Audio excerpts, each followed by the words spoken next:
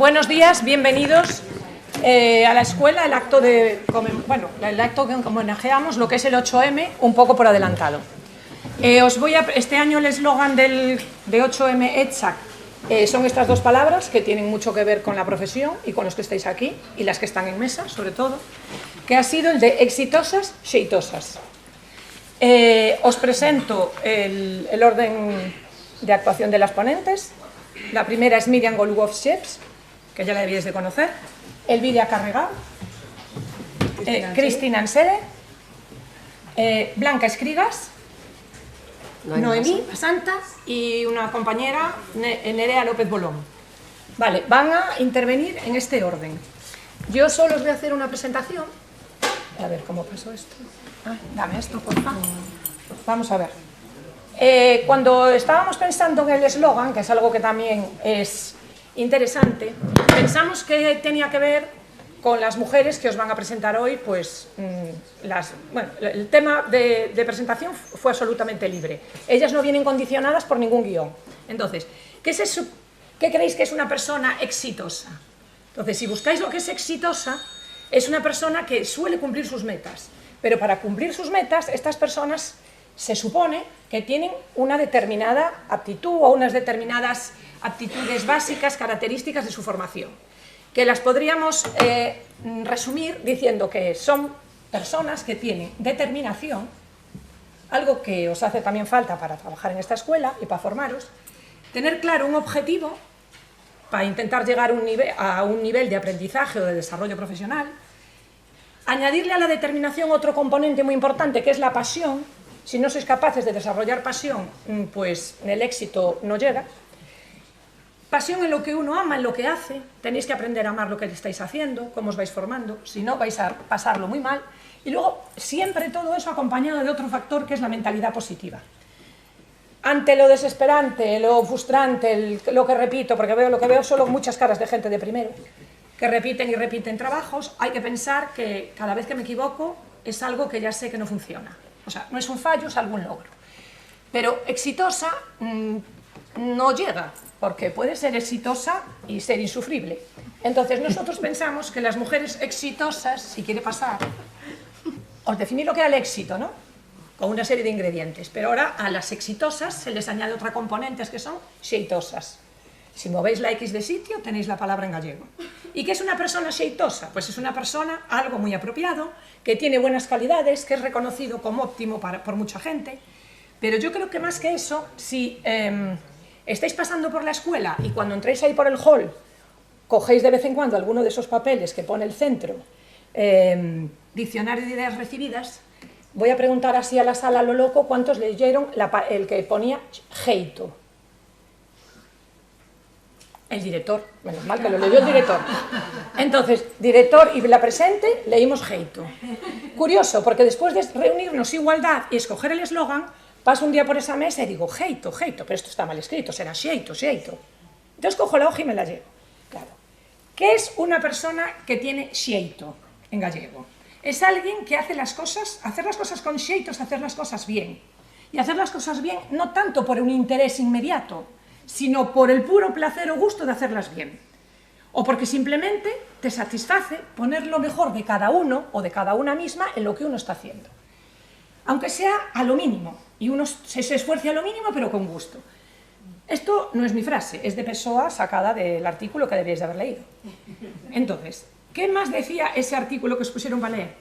Que alguien con xeito en gallego, con jeito, con J, es como estaba ahí, es alguien que pone en su oficio gracia, dedicación y mucha fe. O sea, iros apuntando estos parámetros. Sin gracia, sin dedicación y sin mucha fe, tampoco llegamos a ningún lado. Entonces, si le cambio la palabra, alguien que empieza en arquitectura y aún no sabe gran cosa del oficio, pero pone en él toda la gracia, la dedicación y por supuesto fe, va a ser una persona xeitosa. Y vosotros tenéis que aspirar a ser exitosas o exitosos y xeitosas y xeitosos. Así que podéis ir. Os presento a estas compañeras que os van a hablar en ese orden, empezando por Miriam, y dos pinceladas solo de cada una. Miriam Golubov-Sheps no es gallega de nacimiento, pero es gallega por adopción y por mérito propio. Nació en Argentina en el 1900 y poquito. 35. Y poquito. Nos lleva aguantando muchísimos años porque entró en la escuela, bueno, ella se forma en Argentina, estudia en Argentina, trabaja, tiene una pareja arquitecto, por vicisitudes políticas deciden venirse de Argentina a España en el año 74 o 73, ambos ingresan en la escuela en diferentes cadencias, forman parte del profesorado de ETSA, y Miriam desde el año hasta el 2004 estuvo dando clase. Se supone que en el 2004 se jubilaba, pero aquí la veis, en el 2024, echar vuestras cuentas. Ha formado parte de congresos, ha hecho numerosos proyectos de arquitectura bioclimática, es referente en investigación, ha hecho un catálogo de accesibilidad, nos ha dado clase de cosas que no sabíamos que venían en el futuro a los arquitectos que estamos aquí ahora, que somos profesores. Aparte de hacer arquitectura, obra física, compone, hace composición literaria, investiga, abruma. Siempre está en funcionamiento. Entonces, como va a abrir el acto un vídeo de Miriam, vais a conocerla. Los que hemos estado aquí hemos tenido la suerte que nos dio clase durante muchos años y que luego fue profesora y compañera dando clase en proyectos durante otro montón de años. La otra que os presento es Elvira Carregao. Elvira Carregao nace en Ferrol, pero por el currículum que me manda, su desarrollo y su actividad profesional está centrada más bien en Orense. Son egresadas de nuestra escuela, menos Blanca Escrigas, que acabó en otra. Y en Orense, Elvira es arquitecta municipal, estuvo formando parte de la oficina de rehabilitación del casco histórico, porque ella se gradúa en esta escuela y hace un máster en rehabilitación. Ha formado parte activa del COAG en numerosos puestos, como vocal, en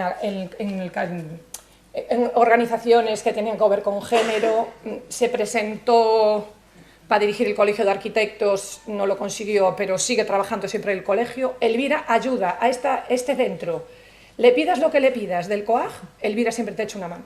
Entonces, es exitosa y exitosa, como todas las demás, pero como veréis, la gente que se ha subido aquí ha pasado por muchos caminos y un punto de origen es siempre la escuela. Después de Elvira, os presento a la última adquisición hecha de profesora. Lo digo porque poco a poco tenemos un cuadrado que vamos llenando con las caras de las nuevas, porque claro, profesoras no somos muchas. Entonces, iros aprendiendo los nombres para no decir me da clase esa, que es muy feo. Entonces, Ansede, ¿no? Lo estoy diciendo bien, sí, que te cambio el apellido. Se gradúa en el 2003 en ETSA. Antes de graduarse estuvo trabajando en el estudio de Irisarri Piñeira, también en el de Penela, luego trabajó con Renzo Piano, luego montó también un estudio que lo tiene con un socio, con Alberto Quintans, desde el año 2004. Ha recibido numerosos premios de obra nueva, de rehabilitación, premios Gran Área, o sea, si alguien estuvo en el Pechacucha, que esto es no del año pasado, pues hubo algún trabajo TFG que estuvo investigando todos los premios de las arquitectas y ella aparecía muchas veces. Ahora forma parte del departamento de construcción, ya me la traía para el nuestro, está con construcción y bueno, es tu primer año de escuela, sí. Con lo cual... ¿Otra vez? Otra vez, claro, todos vuelven. Ha realizado numerosas ponencias, ha colaborado en ciclos de conferencias, como se llama La Casa Invisible, en Santiago. Bueno, actividad, mucha. Os presento también ahora aquí a mi izquierda a... me he saltado. Se me han descolocado, perdona. Ahora es Noemí Basanta. Vale, Noemí Basanta también es egresada de nuestra escuela en el 2008 y Noemí cuando acaba, bueno, tiene unas actividades como están muy de moda, las soft skills estas que os ponen, que le ha ayudado mucho por lo que vi yo de su currículum. Es que no solo hay que estudiar arquitectura, también hay que hacer otras cosas. Entonces, ella ha hecho danza, teatro, ha trabajado en constructoras, en creación de espacios escénicos, bueno, como dice ella, un pupurri de cosas. Y todo eso, por una frase muy buena que dice, el contacto con todos estos oficios me sirvió mucho para el futuro. ¿Y dónde acabó su futuro después de colaborar, hacer urbanismo, planeamiento, edificación, teatro, danza y no sé qué cuántas cosas más? Bueno, pues Noemí entra a formar parte de una empresa gallega que se llama Galopín Playgrounds que no sé si os suena, la conocéis, está aquí muy cerquita, y lleva 15 años, se dedica esa empresa a hacer prototipados, diseño, investigación y fabricación, puesta en obra, en España, en Europa, por el mundo adelante, de juegos infantiles. Con lo cual, como me cierra ese su currículum, dice, en todos estos años pasé de ser una arquitecta pionera en un sector poco común, o sea, rarito, para convertirme en una veterana especializada en su campo. Bueno, veterana joven, porque es una veterana muy joven. Y así me salto la otra hoja de su currículum, es que son todos muy largos. Blanca Escribas. Blanca, ahora sí que la tengo aquí a mi lado, Blanca nace en Ferrol, vive en Valdoviño, que también pertenece a Ferrol, y cambió la ETSA, entra en ETSA en el 2006, estuvo aquí muy contenta 4 años, se supone, pero no sabemos por qué se fue a Madrid. Cambia la ETSA por Madrid, acaba en Madrid, y en Madrid, bueno, cuando viene en verano a Galicia, que es muy amante de Galicia, eso sí que lo sé yo, y de su territorio, de su querido Valdoviño, colaboró con un arquitecto que os empezará a sonar, que es Alfredo Alcalá, recientemente fallecido, que también, bueno, necesitaría otro Pechacucha él solo. Terminó la carrera en Madrid, combinó en Madrid los estudios con otras actividades. Cuando acaba, monta un taller estudio con una compañera, que se llama Lavapiés 20, y como pone ella, otra frase muy buena, bueno, me acabé yendo por las ramas, y aquí estoy, más con el pincel en mano que con el ratón. Hoy le va a tocar ratón en vez de pincel. Veréis lo que es capaz de hacer esta arquitecta. Y luego os presento también, por último, a Nerea López Bolón, que, bueno, Nerea está aquí por ser una exitosa de TFG. Un trabajo que, bueno, que yo voy a reivindicar la labor de los alumnos, ya no de los tutores, que la verdad a veces nos sale humo por las orejas. Pero sin un alumnado entusiasta, con fe, con creencia en sí mismo y sin descanso, los TFGs tampoco avanzan. Entonces, para los que ahora sois muy jóvenes, aún no estáis haciendo el TFG, pero me gustaría que fuerais practicando un poco esas habilidades, porque de golpe, al final de carrera, es muy difícil conseguirlas. Nerea es de Carballo, estudia en la escuela, acabó en esta convocatoria anterior, ahora está haciendo ya el máster habilitante aquí también en el centro. Hizo 2 estadías fuera, una en Chile y otra en Coimbra, y bueno, regresa a la escuela y después creo que estuvimos de un tiempo de intensa búsqueda de qué TFG hago, cómo lo hago y las vueltas que le doy, pues presentó su TFG que se titula Centros Magui, Arquitectura de Esperanza, y ya tiene su título y ya va a seguir su camino y os contará ella lo que hizo. Vale. A partir de aquí os dejo primero con Miriam Golukov-Scheps, entonces voy a poner el vídeo.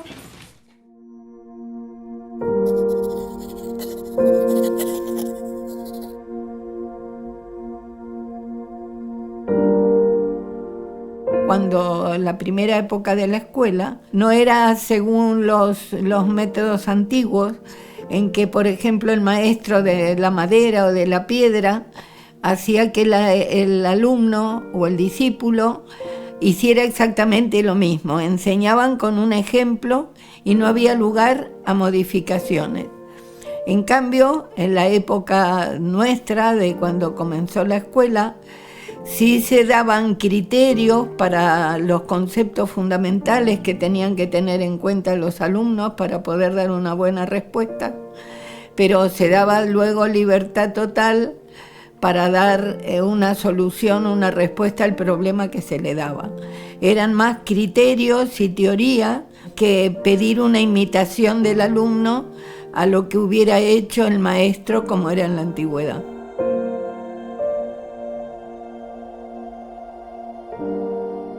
Dado la experiencia que tienen los profesores, obviamente pueden aportarle mucho a los alumnos en la manera de analizar los problemas, de cómo resolverlos en general y en detalle, pero es no enseñando tal cual lo que tienen que hacer para que haya una mímesis de lo que haría el profesor, sino dando los criterios teóricos, algunos ejemplos que podían ser interesantes de la historia de la arquitectura y un tema más conceptual y general. Por otro lado, también es interesante el aporte que puedan dar alumnos a los profesores, porque por la diferencia de edad y por la diferencia de experiencia vital y con los cambios que además tiene la sociedad, pueden aportarle a los profesores nuevos puntos de vista que los profesores pueden desarrollar. Bueno, eso implicaba una coherencia con la época, porque estábamos en los años 80, y en los años 80, por ejemplo, una persona que quisiera ser socia del casino, si era mujer y no estaba casada, no podía hacerlo. En esa misma época todavía una mujer que tenía una cuenta con su marido en el banco no podía retirar dinero sin permiso del marido. Entonces, justo en ese momento de los 80 es cuando hay el gran cambio. Pero, obviamente, en aquella época las mujeres en general no estudiaban arquitectura porque se suponía que era un tema de hombres, de contratistas, de promotores, y porque además para ir a estudiar había que ir a Barcelona o a Madrid, y entonces también había el problema de que una mujer saliera totalmente de la protección de la familia. Eso todo obviamente cambió y actualmente las mujeres están estudiando arquitectura y desarrollando las distintas especialidades de la carrera, la docencia, la construcción. Todavía es difícil porque todavía hay ciertos prejuicios. La mujer antes estudiaba más farmacia o estudiaba enfermería y ahora ya se puede adentrar en todos estos temas, la ingeniería, la arquitectura. Y bueno, ese es el gran cambio, es un cambio que va unido al cambio de la sociedad. Uno de los temas importantes de la integración de todas las universidades en Europa fue cuando la tradición de las facultades y escuelas en la Universidad Gallega o en la Universidad Española en general se tuvieron que transformar, y la unidad es el departamento, que son departamentos donde hay profesores que pueden dar clase en distintas escuelas. Por otro lado, otro tema que también es importante es la relación de unos países con otros. En este momento los estudiantes y los profesores viajan de unos países a otros, hay otra comunicación, otro conocimiento del mundo, y también la presencia en Galicia de alumnos de otros lugares, que eso enriquece mucho tanto al alumnado como al profesorado, los viajes y el recibir gente de otros lados. También es importante los cambios en el mundo contemporáneo de la forma del aprendizaje, que ya se han terminado casi el uso de los libros, el estudiar en la biblioteca, y el mundo de la informática modificó totalmente tanto la manera de aprender como la manera de comunicarse entre los alumnos y con los profesores. Creo que eso es un cambio que ya vemos importante, pero que todavía no podemos ver todo su alcance. Incluso la posibilidad de estudiar a través de los teléfonos y comunicarse de esa manera. Dentro de 50 años puede haber condiciones físicas, ambientales, totalmente distintas que ahora, y que no podemos prever siquiera, porque no podemos saber cómo se va a seguir desarrollando la destrucción de este mundo que por ahora parece inevitable, del mundo físico, ni tampoco las consecuencias que va a tener el desarrollo de la inteligencia artificial sobre la sociedad y sobre la naturaleza. Mi mensaje para quienes puedan quedar entonces dentro de 50 años, sin saber siquiera lo que va a ser este mundo dentro de 50 años con todos los cambios tan grandes que hay actualmente, no puedo pensar otro mensaje que el que daría ahora, de cuidar los ríos, los campos, todo lo que tenemos de este mundo, y tratar de cuidar también a nuestra especie, los seres humanos, si todavía existen.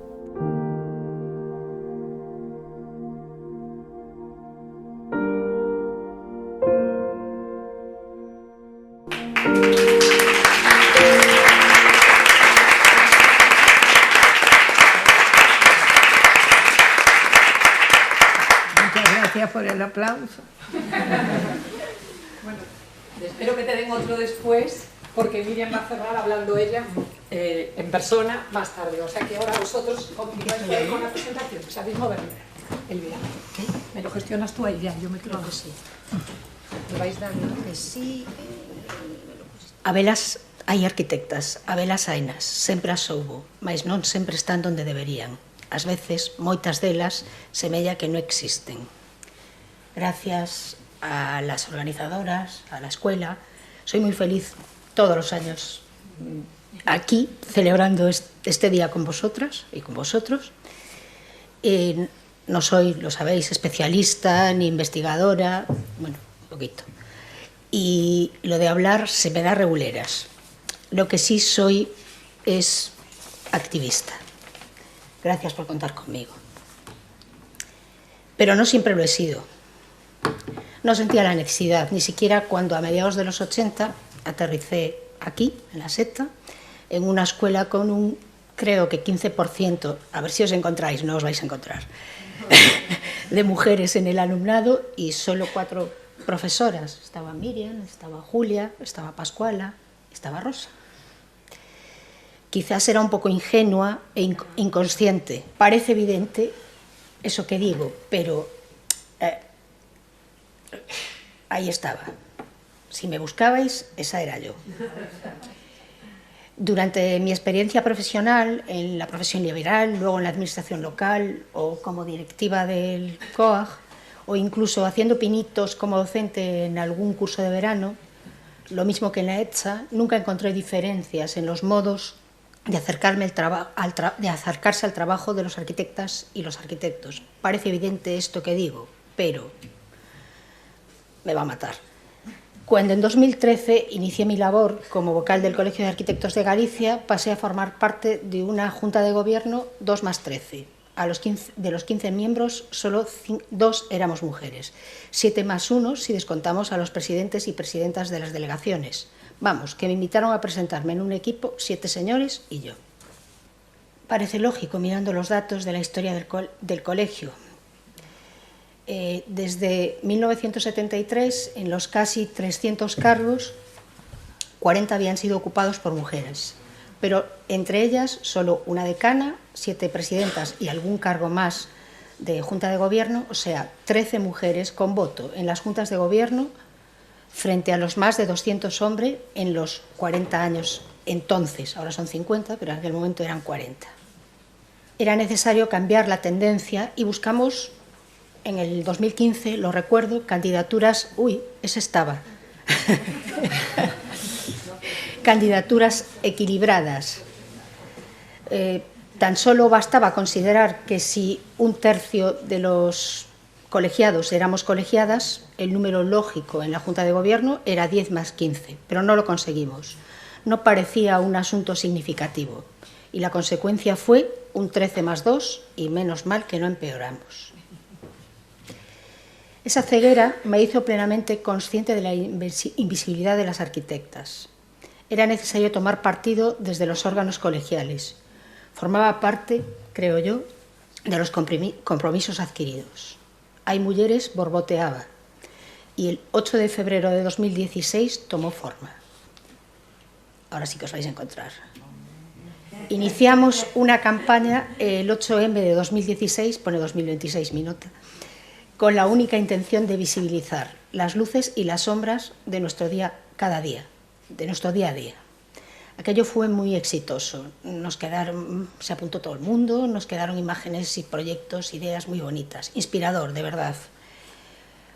Ahí tenéis algunas fotos y algunas reivindicaciones que si luego queréis hablamos, como el nombre del colegio. Pasó el 8M y seguimos generando debate, reflexión, visibilización, urbanismo inclusivo, con encuentros como Hay Arquitectas en 2018, las redes sociales, el boletín mensual para reunir noticias, una comisión colegial para centrar el esfuerzo. Se trataba de visibilizar. Pero seguían sucediendo muchas cosas. Esta es la entrega de medallas del CESCAE del año 2016. Veo con sorpresa que no hay mujeres premiadas, no hay mujeres propuestas, no hay mujeres en el jurado, no hay mujeres haciendo laudateos. No hay mujeres en el panel, escribió Ariadna Cantis. E inició una petición dirigida a el entonces presidente Ludovic, preguntándole dónde están las arquitectas. La firma de esa petición alcanzó, ya lo veis ahí, más de 3.000 firmas, pero fue poco efectiva.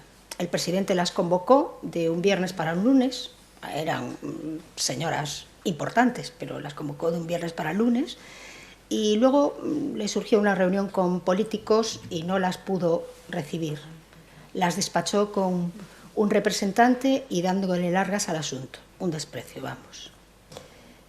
No puedo pasar sin recordar este día, la 17ª entrega de los premios Koch en Ourense.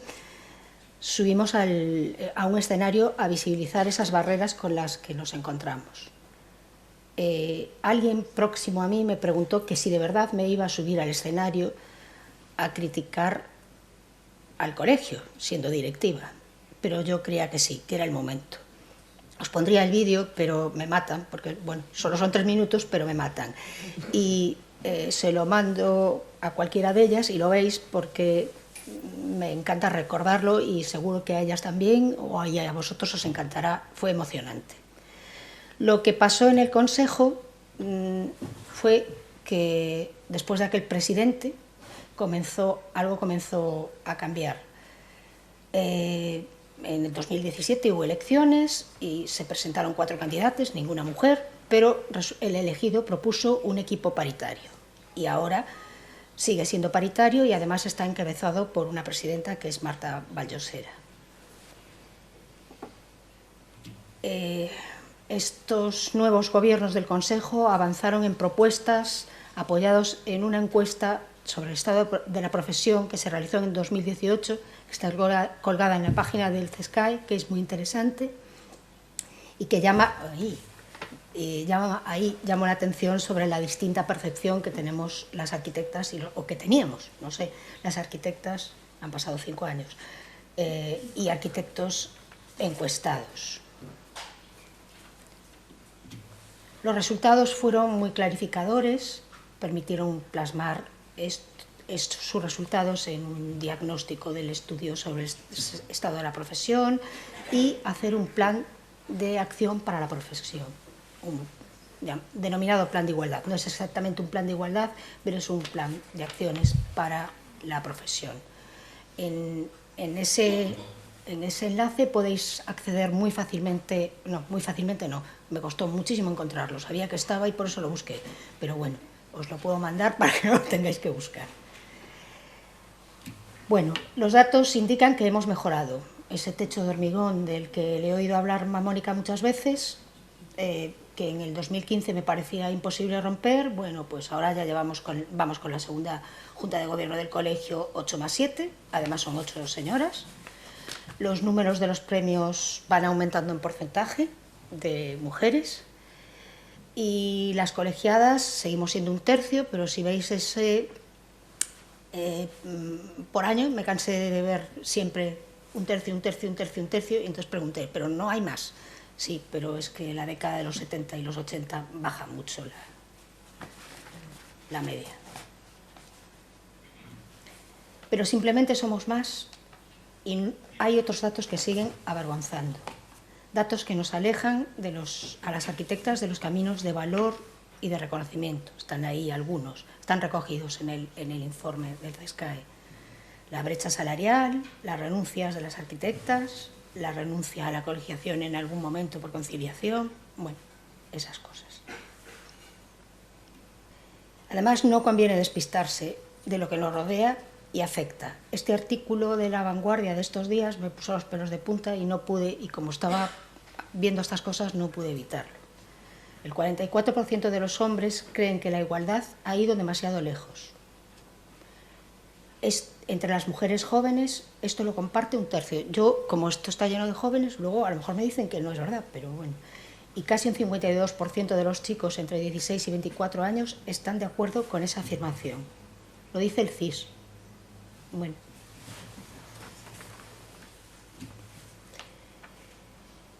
Pero entonces, ¿qué hacemos? ¿Qué les decimos a esos y esas que olvidan que las mujeres viven en ciudades que no han sido diseñadas para ni por ellas? Que las tareas invisibles de los cuidados sobrecargan nuestras vidas, que se han olvidado de todas las mujeres que nos antecedieron en el diseño de espacios, que no ven la fuerza del patriarcado cuando se excusa la no aparición de mujeres en una publicación, en una mesa redonda, etcétera, esgrimiendo que no han encontrado ninguna, no dicen que no haya ninguna que no valga, es que no hay ninguna que esté dispuesta.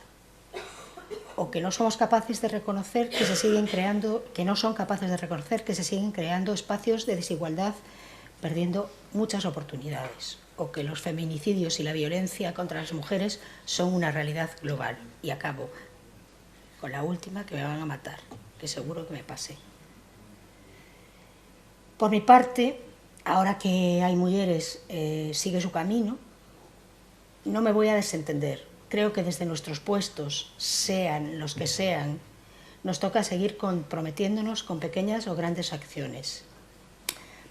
Parafraseando un texto de mi querida y admirada Luz, no da igual, tenemos una responsabilidad. Y aquí estamos, y si se tercia y la historia se repite, nos vemos en la hoguera. Muchas gracias.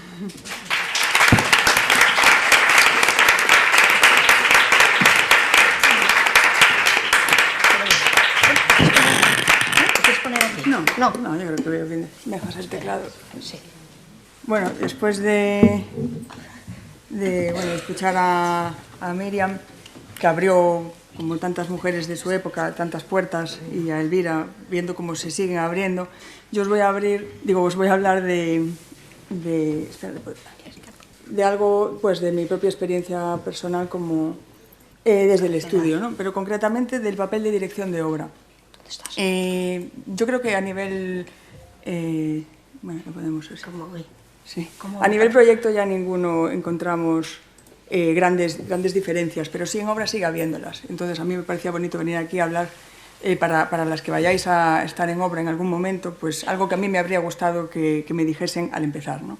Entonces, bueno, intentaré ser breve porque me puedo enrollar un poco. Yo tengo vértigo, ¿vale? Mi primera obra fue en ese campanario y me tuve que subir en una cazoleta de estas que se movía como un flan, ¿no? Con el suelo transparente. Y yo al bajar dije, aquí me temblaba todo, las piernas, todo. Dije, después de tanto trabajar en la escuela, de tanto estudiar, y ahora voy a tener que dejar la profesión porque hay que subirse andamios todo el tiempo. Y dije, bueno, vamos a ver si soy capaz de lidiar con esto. Unas obras más tarde, aquí en Santa Mariña d'Ozo, yo hasta ese momento estaba lidiando con los andamios, pues pidiendo seguridad extra, líneas de vida por todas partes. Bueno, se reían de mí lo que les daba la gana. Hasta que un señor de esos que se reían de mí, casi se le cae delante de mí en uno de estos arcos, se quedó colgando de una de estas piedras, por no agarrarse a la línea de vida que yo había pedido, ¿no? Entonces, bueno, desde ese momento yo no tuve miedo a pedir nunca más una seguridad extra, ¿no?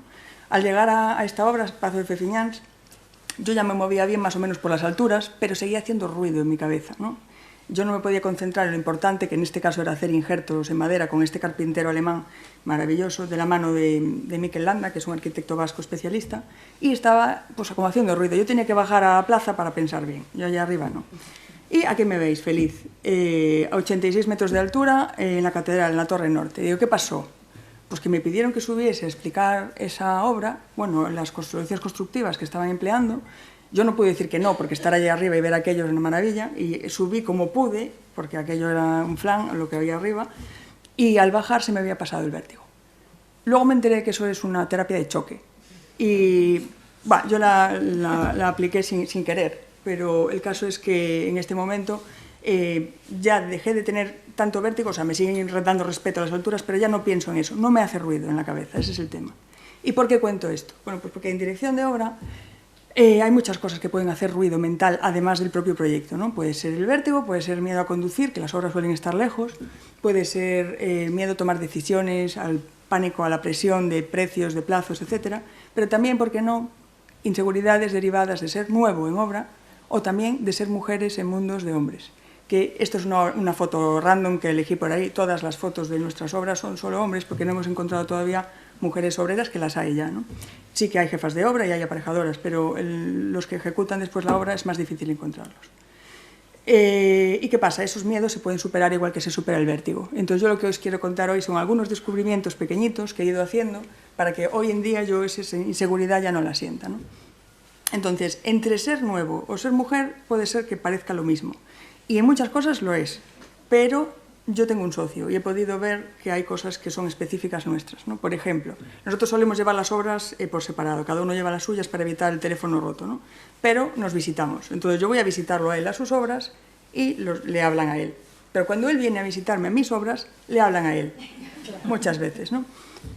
O, por ejemplo, yo sé que hay un par de obras que no habríamos conseguido si yo no tuviese un socio, eso es así. Y también sé que en mi opinión técnica en obra, a veces, cuando no es la estándar, sí que buscan la corroboración de una figura masculina, si a ser posible, ¿no? Entonces, todas estas cosas sí que crean cierta inseguridad.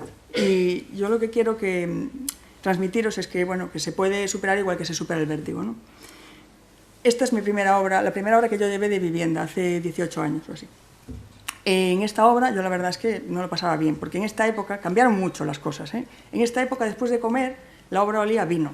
Y al entrar por primera vez en la obra, a lo mejor me soltaban un ¿quién fuese bizco para verte dos veces? O una historia de estas, ¿no? Piropos de estos que se decían antes, ahora ya no. Pero esto me pasó. Y entonces, claro, ¿con qué cara te quedas hablando con una persona que te acaba de decir eso, ¿no?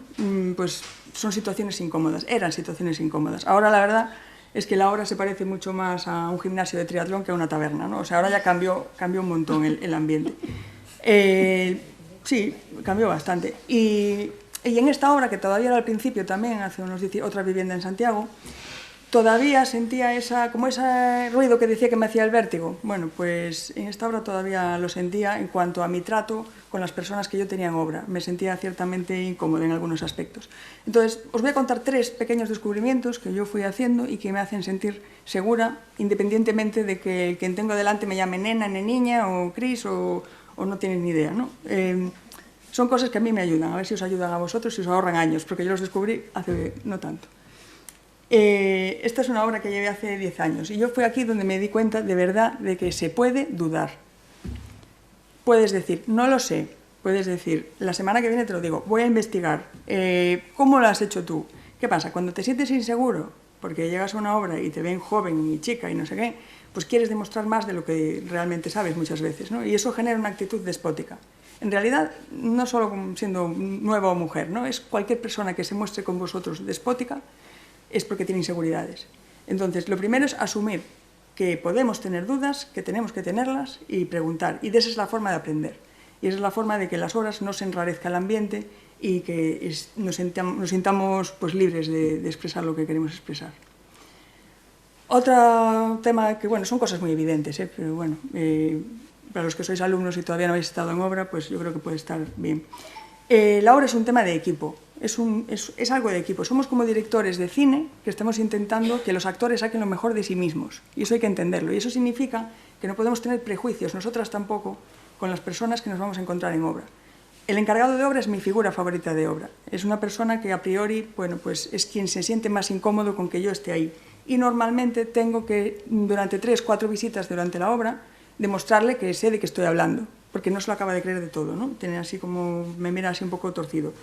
Pero una vez que se da cuenta de que estoy por la misma labor que él, que es por llevar hacia el final una obra lo mejor posible, eso desaparece. Y es la figura que mejor nos complementa, porque es la figura que tiene una inteligencia práctica que nosotros no tenemos tanto porque no hemos tenido contacto con el material, con las manos, y que hace que bueno, pues ese tándem nos ayude a llevar el proyecto que teníamos en la cabeza a la realidad. Y por tercer tema, no solo llevar un buen proyecto y un súper buen presupuesto. Eso es lo más importante de todo, porque el presupuesto es lo que va a hacer que todo el mundo se relaje. Las constructoras no están por amor al arte, nosotros sí, pero las constructoras no, y los clientes pues les dan tanto valor a un buen proyecto como a un buen presupuesto, ¿no? O sea, que no se les escape el precio. Entonces, estos apartamentos que hicimos en Santiago fueron una de las obras en las que no se varió ni un euro. El cliente estaba realmente incómodo con que yo fuese mujer, en ese caso, fue de los pocos casos que me pasó, y acabó encantado. ¿Por qué? Porque no le tocó a nada que realmente le importase tanto, ¿no? Y ahora es defensor de que las mujeres tengamos que estar en obra y tal. fue por el presupuesto, eso lo tengo clarísimo. Que, por cierto, aprovechando que está aquí el director, había que meter una asignatura de presupuestos y de dirección de obra en la escuela, porque nos encontramos después con temas que son nuevos todos, ¿no? Vale. Y una vez que tenemos claras esas tres cosas y podemos relajarnos en ese aspecto, ya podemos empezar a pensar pues, que el hacer estas carpinterías reales no nos rompa esa relación con la naturaleza, ¿no? Pues a lo mejor hay que afinarlas en obra, hay que tomar decisiones, hay que tomar decisiones que no contábamos. Pues a lo mejor en este edificio pues ya podemos concentrarnos no en que el dueño de esta fábrica no me mire a la cara, porque no quiere ni que esté allí, sino me voy a concentrar en que estas carpinterías sean realmente el filtro que yo quiero que sean entre el interior y el exterior, que sean algo que realmente sea delicado, que vista una estructura de fábrica típica, ¿no? O que la luz llegue al suelo en fachadas estrechas, que es algo que siempre me obsesionó. Bueno, hablo en singular por esto de llevar cada uno unas obras, ¿no? Somos un equipo. Y cuando consigues emocionar a quien tienes delante con el tema de esa luz que tiene que llegar al suelo en estas fachadas estrechas, como esta vivienda en Vigo también, pues ya dejas de ser mujer o dejas de ser hombre. Somos personas, que todas vamos en la misma dirección. Esta es otra vivienda en Vigo, en Santiago, donde el encargado de obra, aquí una persona muy valiente, pues aportó un montón de luz sobre cómo hacer una excavación complicadísima que me sacaba el sueño, ¿no? O cómo pensar en ser anónimo, ¿no? En esta otra obra en el convento de Herbón. Cómo pensar que somos una parte de 400 años de historia, ¿no? Sin tener que tener ese protagonismo que se espera de nosotros, ¿no? Y eso viene después también de ser un poquito humildes, ¿no? Y bueno, esta obra, acabamos de terminar la obra en la que también este tema de las fachadas, de las composiciones clásicas, los huecos, las sombras, y el que haya estado contenta gente que quería una fachada de piedra con una fachada de prefabricado de hormigón, bueno, son temas que esos son los que queremos que hagan ruido en la cabeza. En este jardín, siguen los muertos debajo de ese jardín, no se ha podido excavar, y lo que teníamos que conseguir era silencio y una forma de deambular para evitar esa interacción con esos espíritus, ¿no? Y a mí esto es lo que me emociona, y eso es lo que creo donde tenemos que poner el foco, no tanto en si somos hombres o mujeres, pero en cada pequeña obra es una lucha. Para terminar, esta es mi madre, que mi madre estudió Derecho, es una persona inteligentísima y no pudo ejercer porque me cuidó a mí. A día de hoy sigue ayudándome con mi hijo, porque de no haberlo hecho ella, probablemente habría tenido que dejar también muchas obras. Y yo lo que espero es que vuestra generación, que sois casi todos de primero, que ya no tenga sentido nada de lo que conté hoy y que sea la de la verdadera igualdad. Y eso no es solo cosa de mujeres, es cosa de mujeres y de hombres. Y me alegro de que haya unos cuantos por aquí. Muchas gracias.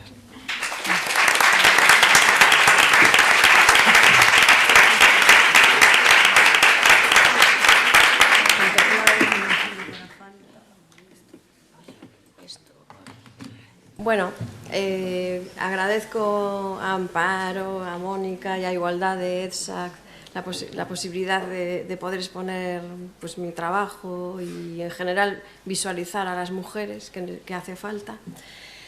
Y bueno, yo todo lo que os voy a contar es, digamos, o sea, yo no soy yo como arquitecta, es un equipazo de fondo enorme, ¿no? O sea, talleres de metal, de madera, de redes, especializados en redes, con muchísimas personas trabajando, naves enormes, ¿no? de cosas y tal. También, evidentemente, hay un equipo comercial, porque esto es una industria, ¿no? y es una empresa, ¿no? Y tiene que todo ser pues, eficiente, ¿no? Económicamente también. Y bueno, mi equipo, digamos, cercano pues son arquitectos, como por ejemplo Dani Carvajal, José Conde. El José Conde es más como para obras, y ingenieros como Pablo Bullo, también está Verónica Fuentes a mi lado en temas marketing. Y lo que quiero decir es que yo os voy a contar cosas y os vais a ver proyectos, pero que tienen que ver conmigo y con un montón de gente, ¿no? Lo que sí quería deciros es que yo muchas veces ocultaba una parte de mi vida, ¿no? O sea, tengo como dos partes de mi vida, un poco, yo siempre crecí un poco en ambiente artístico, ¿no? Mi hermano pintaba, tal, conocía un montón de pintores, estaba cerca la Escuela de Artes y Oficios, ¿no? Y tenía un montón de amigos de diferentes oficios, escultores, tal. Y empecé yo muy pronto con la danza, ¿no? Además hasta la escuela. Y bueno, es como una parte que oculté de mí misma y es como la primera vez que la expongo, ¿no? Porque digamos que aquí haberme dedicado a la danza o al teatro era como, bueno, cosas que no tienen que ver con arquitectura y tal. Y por otro lado, cuando iba a teatro así, la arquitecta, ¿no? O sea, entonces, pues bueno, ahora mismo con la edad me doy cuenta que tengo que juntarlas y que todo tiene que ver y que no podemos esconder nuestras pasiones, ¿no? Si no tienen que ver, bueno, tienen que ver, pero todo tiene que ver al final. Cuando era niña, ya veis ahí, de chinorrita, tuve la suerte de que podía jugar tanto en la ciudad, con los elementos de juego que de aquella eran un poco oxidados, ¿no? y sencillos, pero tuve esa suerte y también poder jugar en lo rural, porque yo soy cedeira, que ya hablaremos después. ¿Por qué? Porque pude manejar materiales, la tierra, jugaba con bichos, con plantas, conocía gente maravillosa en la aldea. Entonces, de niña, digamos, tuve esa suerte que luego me sirve a mí también como recurso, ¿no? Para trabajar. Cuando, digamos, la danza, llegué aquí, me lesioné, me rompí los dedos de los pies y tal. Entonces, como tenía ese gusto por las artes escénicas, bueno, seguí con el tema de teatro, ¿no? Que ya había empezado de pequeña. Hoy en día aún sigo, o sea, me voy y vuelvo, depende de cómo tenga la arquitectura. Y ahora mismo estoy en laboratorio escénico, que me da, bueno, lo llevan dos mujeres, además, el proyecto, Carmen Cotelo y Alba Cotelo. Carmen es más la de teatro, la que lleva teatro, mi profesora, y Alba es bailarina. Y bueno, pues esto a mí me da la vida. O sea, para mí yo aprendo mogollón de mí misma, de los demás, del autocontrol y además de lo que son los oficios, porque dentro de eso, Carmen además lo que hace es que nos obliga a hacer guiones, nos obliga a hacer escenarios, hacemos un poco de todo, no es solo actuar, ¿no? Y bueno, luego conseguí pues también hacer con ellos algún proyecto para la compañía a nivel profesional y llevarnos a teatros como el Rosalía, guay, flipaba aquí. Aparte de todo esto, yo lo siento mucho, pero tengo que contarlo, que es otra pasión que tengo, que a lo mejor decís, no tiene nada que ver con nada, pero sí, mi templo es el Filloa, el Jazz Filloa. Se ríe Amparo porque ya nos vimos alguna vez allí y lo sabe. O sea, yo agradezco a Antonio y a Alberto, que están aquí, los fundadores del Filloa. Es un sitio, es el templo del jazz. Digamos, lleva 40 años funcionando, tiene conciertos en directo y es el bar de jazz con programación más antiguo de España, ¿no? Os lo recomiendo. Y para mí, pues es donde están mis amigos también. Es como que llego de currar de toda la semana y es el sitio donde puedo respirar, ¿no? La música tiene mucha importancia para mí. Vale, en mis épocas de escuela, aparte de conocer y tener la suerte de tener a profesores que me ayudaron a evolucionar, de los que aprendí, a lo mejor con una frase que aún me rebota ahora, las frases de los profesores de esa época, aún me rebota en la mente cuando trabajo. Pues aparte de eso, pues la verdad es que ya como a mediados de la escuela, porque tardé mucho, empecé a trabajar. Empecé en hostelería, dando clases de artes y oficios, incluso en el Corte Inglés. Hice un poco de pupurri de todo, de en plan, voy a trabajar para ganarme unas pelas y también irme metiendo en el mundo laboral, ¿no? Y a partir de ahí ya empecé ya con el tema de los estudios de arquitectura. Trabajé para un arquitectos, para Carmen Mosquera, con la que estábamos intentando hacer ahí, bueno, aparte de unas viviendas, estábamos intentando hacer equipo, digamos, para que luego se afianzara, pero vino la crisis y ya nos descolocó, ella se fue luego a Panamá. Luego también estuve trabajando, bueno, haciendo mediciones, o sea, un poco de obra también. pero así pupurri total, ¿eh? O sea, de a dónde voy, a dónde me dirijo, no tengo ni idea, en qué me voy a especializar. A mí me gustan las cosas artísticas, ¿no? Pero bueno, no lo tenía muy claro.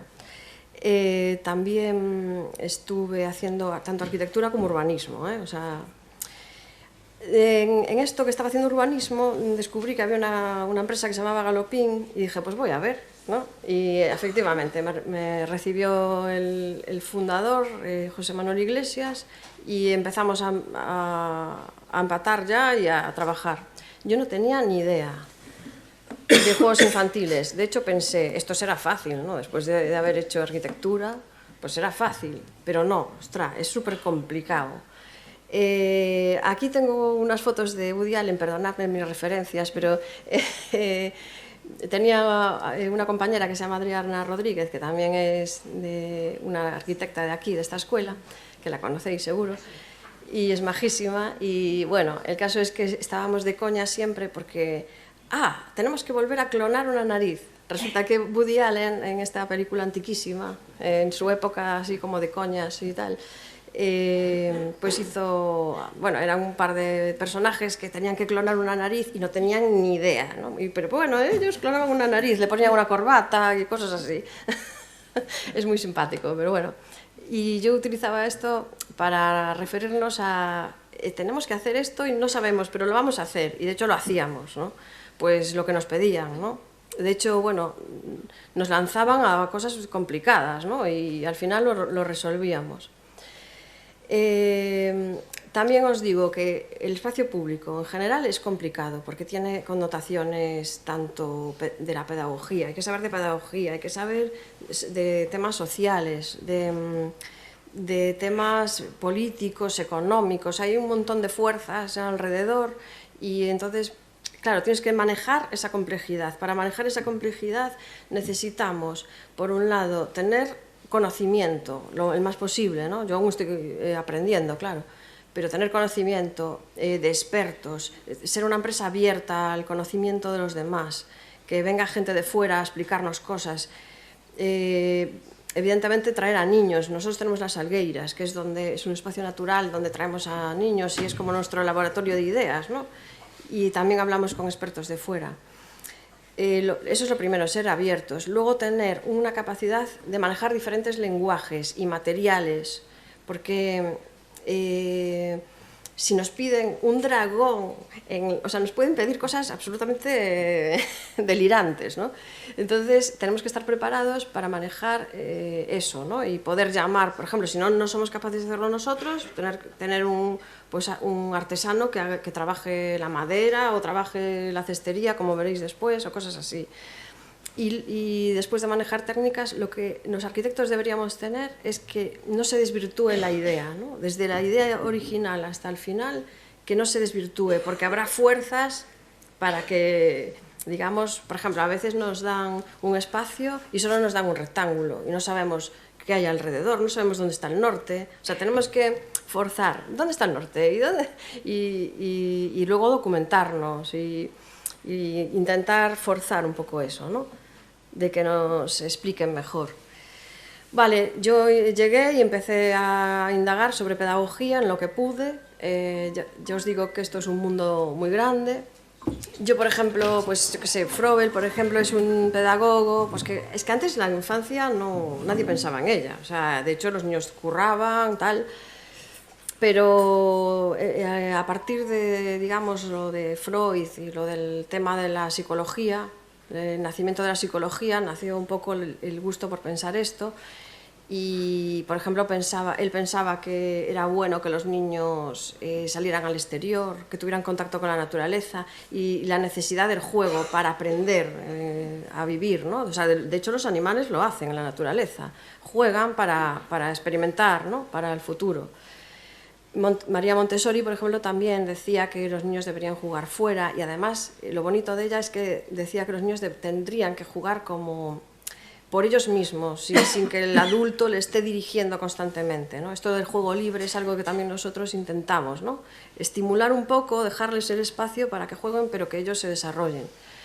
Luego, pues tenemos aquí 2 ejemplos. Alma, por ejemplo, era una diseñadora de la Bauhaus que hacía mobiliario y que a lo mejor se movía una palanca o algo y se convertía en un juego, ¿no? Y Aldo Van Eyck, que seguro que ya conocéis más, pues en el ámbito de la posguerra hizo un montón de juegos infantiles en áreas que estaban hechas polvo por la guerra, con lo cual además tiene una carga simbólica tremenda, ¿no? Es como de la muerte sale la vida, ¿no? Y hizo como 700 y pico parques. Vamos a ver un poco los proyectos, que vuelvo a decir que es un tema de equipo. Ya veis que como, por ejemplo, en la maqueta se convierte en la realidad, en taller, ¿no?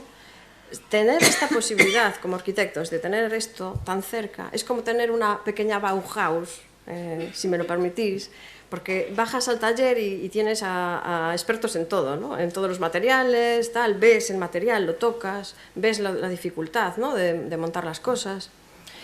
Aquí, bueno, esto era un árbol que, bueno, esto tiene 10 metros de alto, tiene una torre donde se sube por plataformas, luego un laberinto tridimensional con túneles transparentes. Aquí un poco también el riesgo, el esconderse. No es solo jugar en plan, ¡buah, me tiro por el tobogán!, sino este tipo de cosas sutiles también, de esconderse, de ver, de poder ver desde arriba.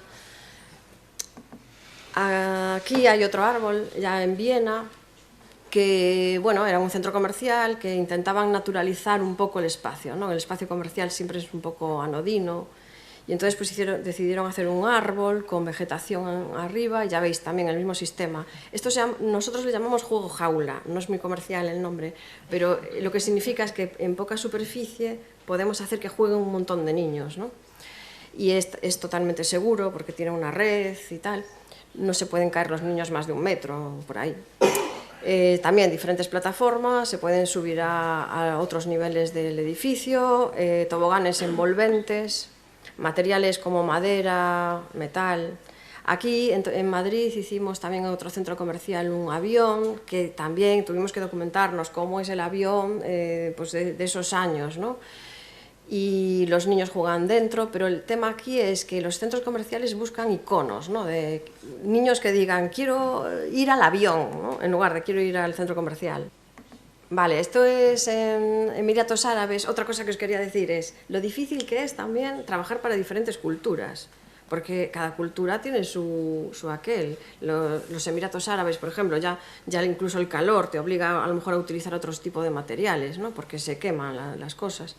Pero aparte pues no puedes a lo mejor ser tan figurativo y tienes que ser más abstracto. Este era un proyecto que se basaba todo en la lila, y esto le llamábamos entre nosotros el capullo. Claro, y bueno, también juego jaula, las lamas son de aluminio, el material de aluminio y tal, y redes en su interior con diferentes accesorios de juego. La cúpula es espejada, entonces es como un caleidoscopio. La iluminación también es nocturna. Pues aquí también está el Atanor, aquí participó Dani mucho, Dani Carvajal. Las 2 torres se debe a que hay 2 edades, aunque nosotros intentamos en todos los proyectos aunar diferentes edades, que la gente, digamos, interactúe entre sí, pero hay determinadas edades que con niños mayores pues puede ser un poco incompatible, ¿no? Entonces hay que separar a veces. La torre la pequeña es para los pequeños y la grande para los mayores, y también tiene madera, tiene acero tipo cortén, diferentes plataformas, y vuelve a tener los túneles exteriores que dan un poco de riesgo. También veis que en la imagen de arriba hay que a veces cubrir por el tema del sol, ¿no? Que es muy habitual. Vale, aquí en Gileanes es un barco que ahora es museo, pero que fue como una insignia de los buques hospitales en épocas muy malas, y tuvimos que hacer como una réplica en juego, ¿no? Utilizando nuestros estándares, porque claro, tú vas aprendiendo de los estándares durante los años, entonces puedes con eso jugar y hacer juegos especiales. Este es un ejemplo de diferentes técnicas, ¿no? En el Mandeo, bueno, eran varios sitios, pero uno de ellos había habido pues los celtas estaban, los romanos también, entonces intentábamos hacer como símbolos celtas con los menires, luego también utilizábamos juegos de madera para hacer como un campamento romano. Ahí veis un barco que se hizo, que además subía la marea y cogía el árbol y tal. Y el barco. Y el barco, lo que sí es importante es que no teníamos ni idea de cómo rehabilitar un barco, que es un barco de verdad. Entonces tuvimos que llamar en ese momento a un artesano que era experto en eso. Igual hicimos con las payozas, que tenían una cestería pues que no sabíamos hacer. Por eso es importante estar siempre abiertos a todo. Aquí, bueno, es un molino que hicimos porque en esa tierra, en Torre Pacheco, había un montón de molinos así, lo hicimos exactamente más o menos como los que había. Luego necesariamente hay que acompañarlo de otros juegos como columpios y tal, ya menores, pero digamos que el principal pues es el molino. Ahora voy a hablar un poco de un proyecto en Madrid que se hizo en un centro comercial, en la calle central del centro comercial, y hicimos 3 intervenciones. Una es la esfera, 2 los nidos bajo pasarela y 3 el laberinto. Los conceptos, aquí en este proyecto participó Juan Seara, que también trabajó aquí. Yo por eso os digo que aquí hay mucha creatividad metida. Y bueno, el laberinto se hace vertical y además se puede hacer por capas, entonces el niño podría ir buscando, trepando y tal, y además en 2 capas, con lo cual el juego se multiplica. Aquí es un ejemplo, por ejemplo, en India que se planteó. Y luego, por otro lado, está el concepto de los nidos, que sacamos un poco de Saraceno, de las esculturas, y también de la geometría de Werfeland, que son unos científicos que estudiaban cómo se podía, digamos, usar el espacio con eficiencia, ¿no? Aquí veis el resultado, bajo una pasarela, además intentando que los juegos se introdujeran en la arquitectura, ¿no?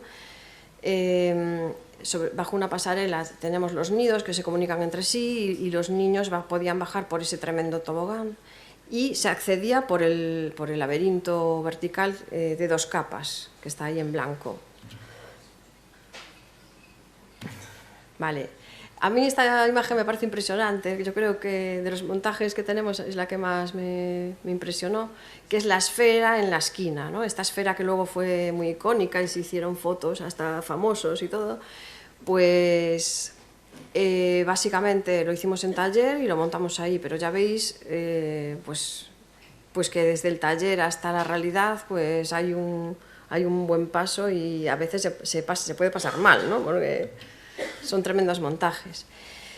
Como os decía, almacenamos conocimiento y aparte de intentar dar charlas por ahí, pues tenemos a Salgueiras como laboratorio de ideas, donde traemos a expertos, niños, la Cruz Roja, etcétera, entidades diferentes, y tenemos publicaciones como Naturaleza y Bienestar de Silvia Collazo y Corraliza, y también estuvimos aquí colaborando con la universidad, con Inés Pernas, haciendo lugares públicos de estancia con carácter biofílico, que lo hizo ella, y eso, colaborando con la universidad en temas de biofilia, por ejemplo, que necesitábamos nosotros para nuestro propio trabajo. Y nada más, muchas gracias, espero no haberme extendido mucho.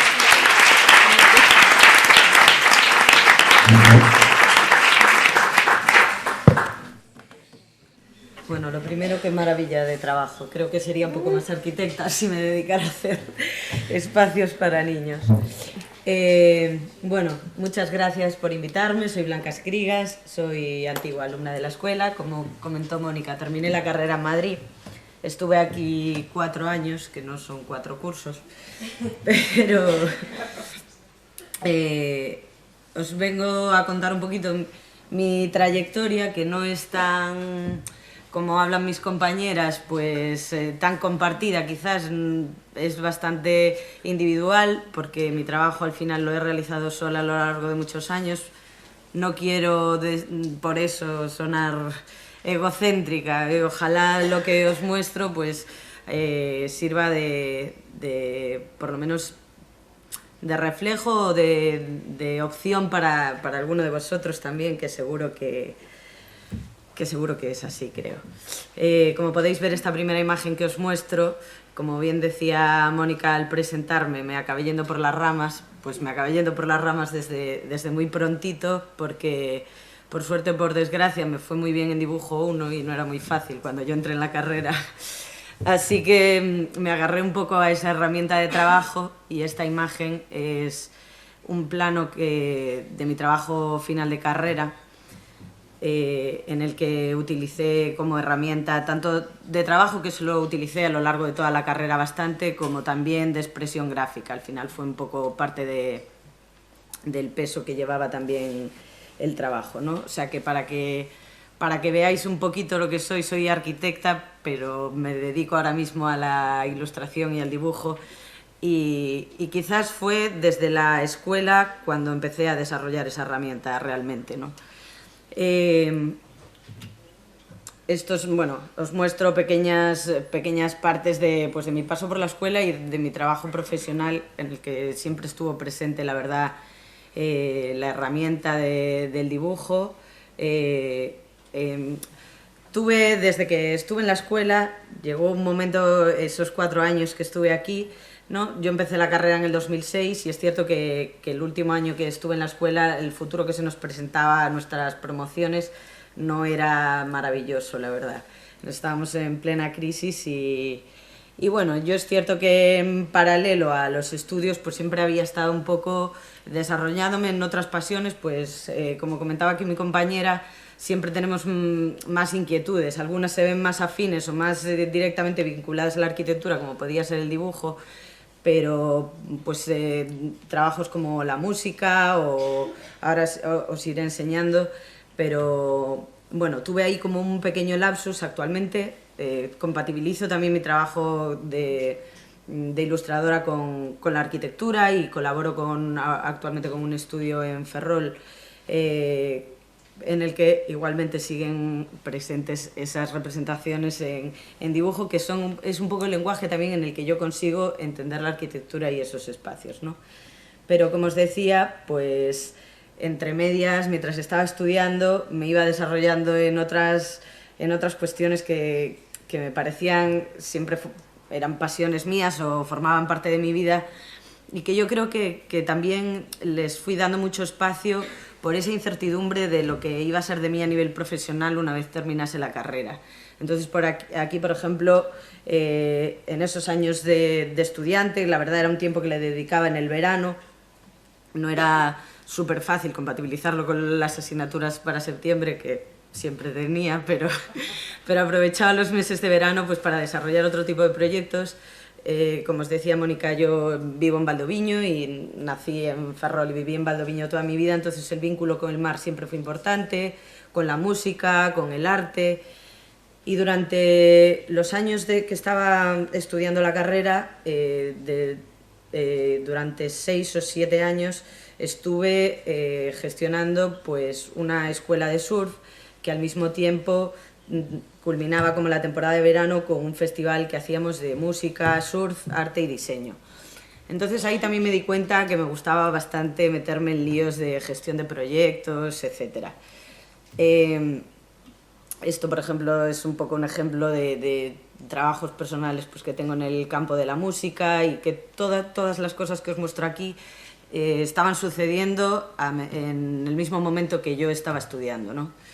Por otro lado, pues el dibujo que en la carrera utilizaba de una manera más técnica y como herramienta de trabajo era algo que me gustaba también explorar a otros niveles. Y aunque puede parecer que me gustaba el dibujo de esta manera un poco menos técnica y más artística, es algo que comencé a utilizar después de estudiar la carrera. No me vine con esta pasión tan desarrollada antes de empezar la arquitectura, pero es cierto que, pues, como todas esas facetas se potenciaron mucho, ¿no?, en esos años de estudios. Al paso de esos 4 años que pasé aquí en la escuela, coincidí, y para mí es, pues, no sé si referente, si un punto de inflexión o si un ejemplo, muchas cosas, ¿no?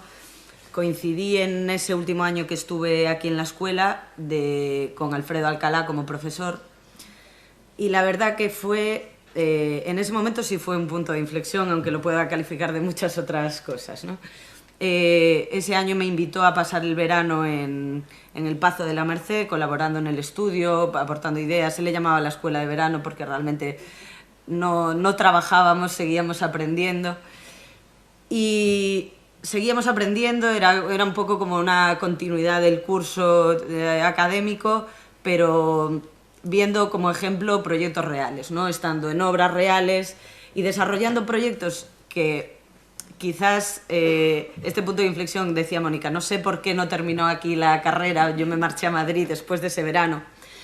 Y es cierto que yo tenía, pues eso, como diferentes inquietudes y no tenía muy claro si estaba realmente focalizándome en las cosas más importantes o en la manera de ser más xeitosa, ¿no? Como lo explicabas, ¿no? De alguna manera de rendir más en lo que me producía más satisfacción y en lo que podía dar lo mejor de mí misma.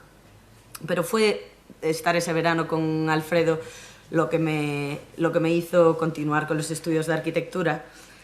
Lo que pasa que a día de hoy lo veo como un acierto. Tuve muchas dudas los años siguientes porque una de las cosas que me dijo fue: Blanca, tú piensa si cuando termines, no son los estudios, no es la carrera, si cuando termines quieres ser como yo.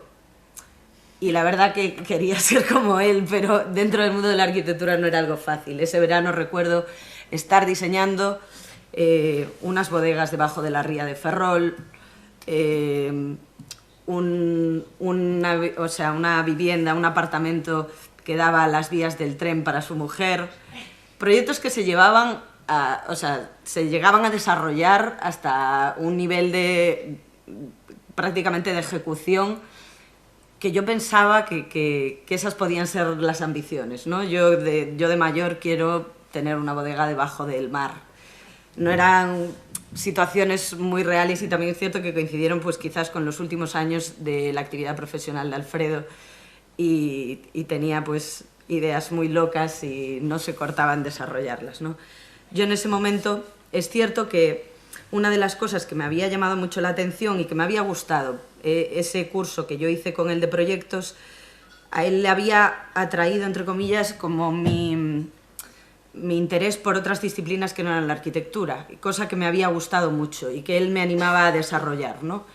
De hecho, me animaba a desarrollarlas en el propio estudio. En el propio estudio llevaba hasta la guitarra o tocaba el piano mientras estábamos trabajando o llegamos a hacer pues, hasta una intervención de un tejado pintado a mano por mí. Y, bueno, luego es cierto que mantuve el contacto con él todos los años hasta este último y con el tiempo me fui dando cuenta de que nada más allá de la arquitectura le interesaba. Todo eso, la música, la pintura, el arte, era un hombre que era arquitectura pura y poco más. Pero bueno, en ese momento de mi vida me impulsó a tomar ciertas decisiones, como fue el hecho de irme a Madrid. Fue una recomendación, entre otras cosas, de él, por lo que me podría empapar a nivel cultural de la ciudad, no tanto por temas técnicos de la escuela o de la arquitectura en sí. Y tenía razón, no fue la mejor decisión a nivel arquitectónico porque al llegar a Madrid y todo en paralelo a mis estudios, monté un estudio de arte con una socia en el que nos dedicábamos a desarrollar nuestros proyectos plásticos y artísticos y al mismo tiempo lo utilizábamos como espacio para organizar eventos culturales, conciertos, tuvimos unos ciclos de música y arte, teníamos tertulias, desayunos en los que invitábamos a gente de la tercera a hablarnos de sus vínculos con el arte, de lo que significaba para ellos. Al final, durante esos años en Madrid me focalicé mucho más en temas artísticos y culturales. De hecho, una vez que finalicé los estudios de arquitectura, hice un máster en gestión cultural, innovación social y otro en ilustración y animación, ¿no? Y los años siguientes lo que me fui dedicando fueron a esas disciplinas, sobre todo pues el dibujo, impartía talleres de dibujo urbano. Sí que es cierto que quizás ahí siempre estuvo presente el tema de la arquitectura más que nada en la temática de mis obras, ¿no? Me dediqué pues a dibujar, a pintar, a hacer exposiciones, a intentar explorar un poquito más con la técnica. Se ve una técnica, entre comillas, bueno, no sé si hablando en la escuela, porque yo la veía como un poco rígida y muy técnica, y hablando con amigos arquitectos veían cómo me dedicaba a deformar mucho la arquitectura, las perspectivas, etc. Era un intento también que tenía, ¿no? Pero como mi carrera profesional fue un poco enfocándose más en el campo de la ilustración, y como podéis ver, sí que es cierto que los espacios urbanos, la arquitectura, siempre son el foco de lo que retrato, ¿no? De una manera más técnica o menos, pero es lo que más me gusta representar y lo que más me atrae, el espacio urbano. Incluso esto es de una exposición relativamente reciente, de 2021, en el que me la propuso el Concello de Valdoviño, y es cierto que yo de Valdoviño, aunque nací allí, soy de Valdoviño, es un sitio que me parece horroroso. Tiene una naturaleza, un paisaje precioso, pero es un pueblo, pues tanto a nivel arquitectónico como urbanístico, bastante difícil de mirar. Y aunque el potencial, o quiero decir, de alguna manera, el hacerlo bonito, ¿no? el mostrar un trabajo que a la gente de Valdoviño le pudiera gustar o le pudiera representar, a mí no me encanta representar el paisaje y bueno, no es el tema en el que suelo trabajar, pues dije voy a dibujar esas arquitecturas que se generan en la playa, y creo que en la de Valdoviño en particular demasiado, por el viento que hace, pues los paravientos, sombrillas, etc. Entonces, bueno, son imágenes que de alguna manera, pues eso, hasta en espacios o en situaciones que no, quizás no hay un vínculo tan directo, yo a esta exposición le llamé arquitecturas de playa.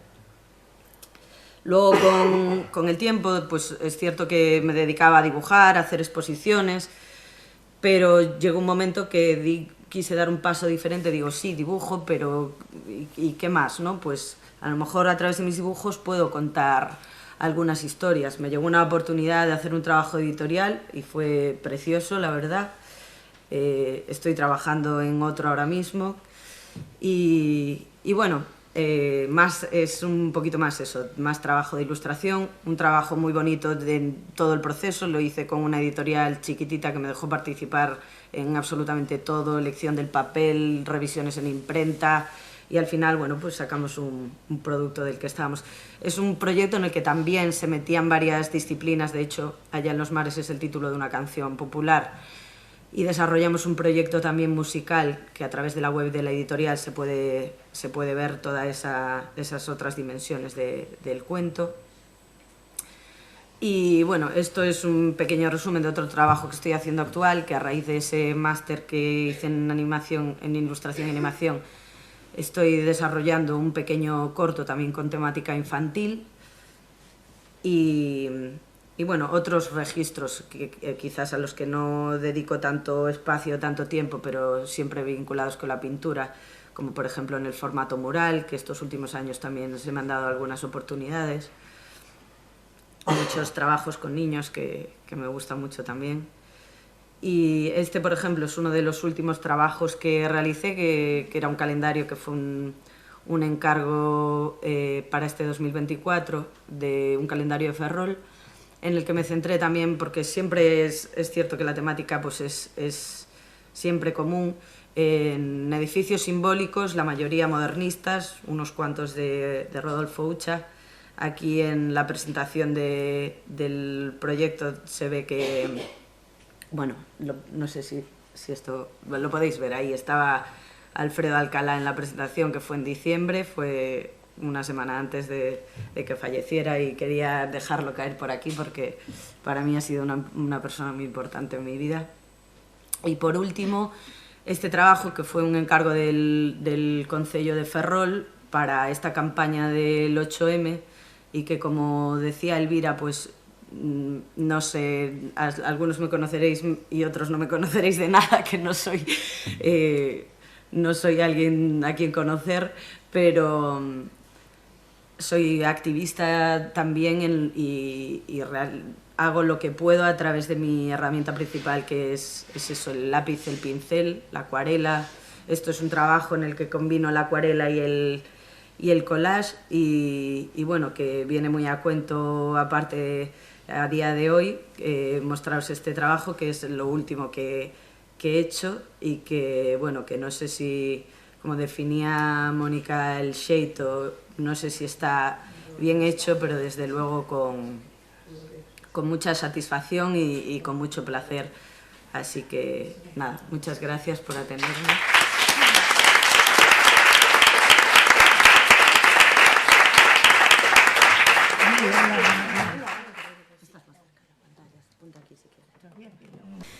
Bueno, eu son Nerea e estou aquí para contaros o meu traballo de fin de grado, pero para abreviarlo un pouco, simplemente vos vou a contar brevemente como nace e as mulleres que me fon atopando polo camiño. A idea principal nace da miña propia experiencia, bueno, como calquer persona acudir rutinariamente a consultas, bueno, a espazos similares a estes, consultas médicas ou salas de urxencias das que eu a veces notaba que salía máis asustada do que entraba. O que me fai replantearme que igual estes espazos non estaban precisamente diseñados para as persoas que os habitan. Entón, sobre esta idea, intento enfocar o meu traballo para materializalo, concretar, e intento buscar aqueles espazos que son de uso exclusivo das mulleres pola nosa naturaleza reproductora e que, sin embargo, distan moito de estar diseñados, pensados en nós. Bueno, entón chega o momento de buscar referentes e exemplos nos que eu poder influenciarme de alguna maneira para seguir a miña investigación. Vale, entón atopo o estudo de arquitectura formado pola arquitecta Marta Parra e Ángela Müller.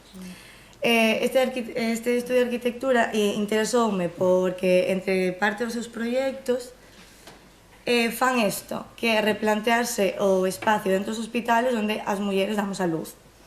E facendo algo que parece bastante lógico e razonable, que é pensar nas necesidades e nas medidas das mulleres embarazadas e axudadas polas profesionales que as atenden, que son as matronas.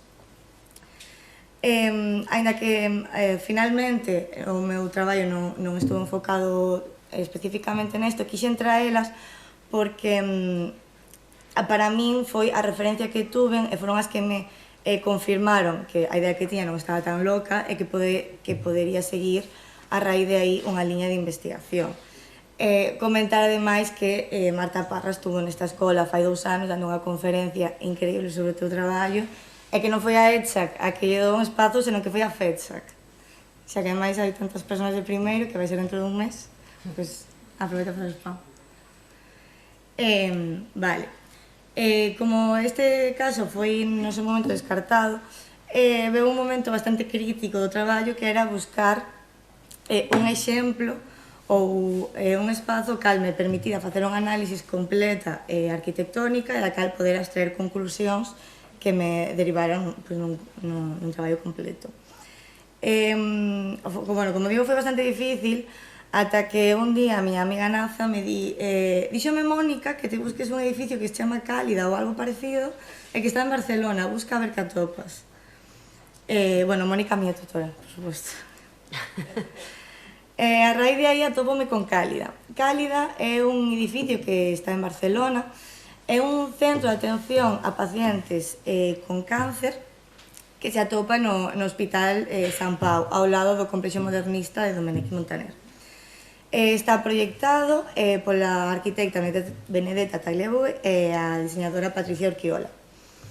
Claro, cando me atopo con isto é que ademais ten este aspecto tanto interior como exterior e está instalado nun recinto hospitalario, pois, bueno, digo, vale, pois por aquí pode funcionar. O problema veu cando sigo investigando e de repente me atopo con 25 centros iguales repartidos ao largo e ancho de todo o Reino Unido, por se fose pouco outro a parte de Barcelona, en Tokio, en Hong Kong. Como podedes ver, de formalidades totalmente dispares, cada un, por suposto, proxectado por estudios de arquitectura totalmente diferentes, pero que teñen a mesma finalidade. Todos son centros de atención a pacientes con cáncer. Entonces, tendo toda esta información e intentando organizarla na miña cabeza, planteáseme a pregunta do millón: que eu quería facer un traballo na liña de arquitectura e xénero e non atopo a relación de isto ca liña que eu quería seguir. Ata que, finalmente, dou ca orixe destos centros. E aquí vos presento a que lle dan nome. Bueno, este é Maggie Keswick. Maggie Keswick era unha muller escocesa, de profesión era paisaxista, que sufre cáncer en 2 ocasións e termina morrendo nos anos 90. O que lle permitiu esta enfermidade foi, polo larga que é, advertir todos aqueles espazos agresivos nos que ela recorría durante todo este proceso e darse conta de que había algo que cambiar. Deixa por escrito diferentes aspectos notorios da arquitectura dos hospitales e concretamente fala de 2 espazos. As salas de espera. Por un lado critica as salas de espera, bueno, en xeral o ambiente que crean, a falta de luz natural en moitas ocasións, falta de vistas a un espazo verde, non xeran ningún tipo de estímulo, a pesar de que se chamen salas de espera, non tens nada que facer mentras esperas. La propoñía, de feito, instalar bibliotecas e demais, donde poder informarte sobre o proceso polo que ti estás pasando, ou simplemente permitir que haxa un mobiliario móvil, bueno, aparte cómodo, que permita socializar con máis pacientes ou, se o prefires, estar ti cómodo no espazo no que ti elixas, porque moitas veces os hospitais crean en nós ser suxeitos pasivos, porque no momento no que entras todo está determinado. Está determinado por onde tens que entrar, a onde tens que ir, onde sentarte, onde esperar. Está cheo de carteles das portas que podes abrir, do que non podes facer. Entón, eso mina moito a actitude activa que tanto recomendan neste tipo de enfermedades. Ademais, fannos sentir que estamos dentro de unha especie de máquina na que somos un número máis.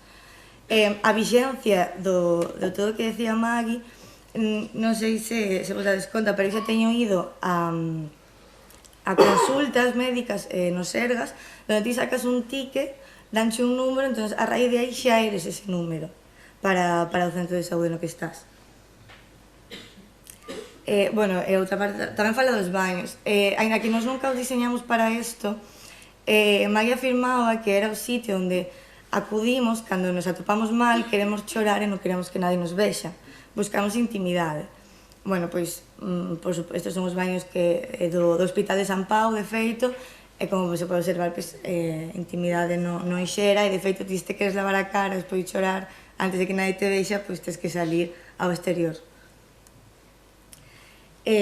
Bueno, Maggie, unha vez que recopila toda esta información, dedica o seu último ano e medio de vida, unha vez que diagnostican a segunda enfermidade, en plantear a posibilidade de crear un centro de atención a pacientes con cáncer. Así nacen. E para isto colabora con Laura Lee. Laura Lee foi a súa enfermeira oncolóxica e participou en todo o deseño do primeiro centro Maggie. A súa participación é clave porque representa unha profesión históricamente invisibilizada por ser unha profesión de cuidados, pero que realmente garda toda a experiencia de centos e centos de pacientes que pasaron pola súa man e que son as que mellor saben como reaccionamos ante moitos estímulos. É importante, para que se pregunte que ten que ver unha enfermeira con arquitectura, trouxe outro exemplo que investigando atopei, Florence Nightingale, que era unha enfermeira en Reino Unido tamén, que xa no século XIX deixou por escrito moitos aspectos ambientais e de deseño que influían negativamente na recuperación do paciente e que despois foron corrixidos en referentes arquitectónicos de arquitectura sanitaria, como pode ser o sanatorio de Paimio, de Aino Marcio e Alvaralto, que se proxectou, por suposto, anos despois. Así, estas son elas dúas nos procesos de proxección e deseño, Elas non parten dunha arquitectura base, elas o que fan é abstraer da súa experiencia e dos seus coñecementos as carencias que teñen o espazo. De aí propoñen diferentes parámetros arquitectónicos que lle den solución a esas carencias e sentan as bases para que despois cada proxectista lles dé a forma que vexan conveniente. Pero digamos que sentan as bases dunha filosofía arquitectónica que é a que promoven e a que sigue todos os centros MAGI, bueno, que antes enseñei. Este foi o primeiro o primeiro foi feito en Edimburgo e proxectado polo arquitecto Richard Murphy en 1996. Como ve, a importancia non só se dá tamén aos espazos, senón as actividades que se poden chegar a xerar nelas.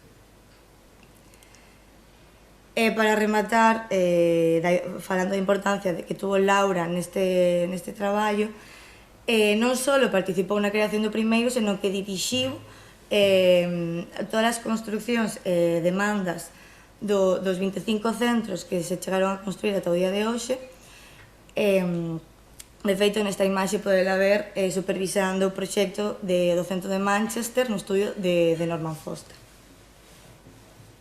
Bueno, xa para terminar, falarvos de 4 parámetros dos máis relevantes que podemos atopar nos centros MAGI e que vexades as formas tan distintas que cobran a través das plantas. Bueno, un deles é a escala.